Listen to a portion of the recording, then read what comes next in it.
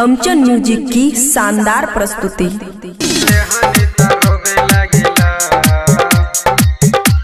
खुशी recording studio बलुआहा। बुला के हौ छौरी समन खोदी या बेला गेला रे। बुला के हौ छौरी समन खोदी या बेला गेला।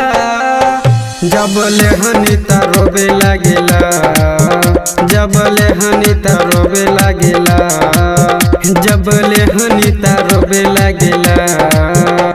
बुला के हौ छौरी समन खोदी या बेला गेला रे। बुला के हौ छौरी समन खोदी या बेला गेला।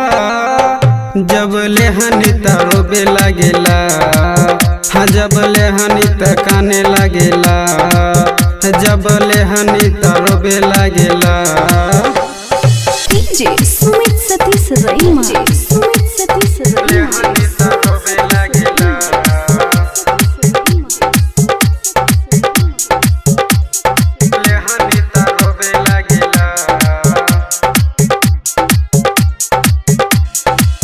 सरिया बेला गोलिया बेला आधा उघार के दिखावेला।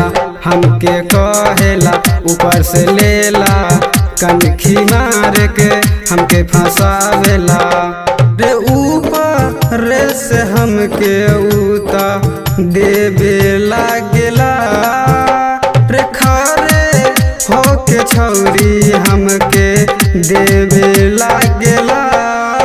जब लेहनी रोबे लागेला, हाँ जब लेहनी काने लागेला, हाँ जब लेहनी रोबे लागेला।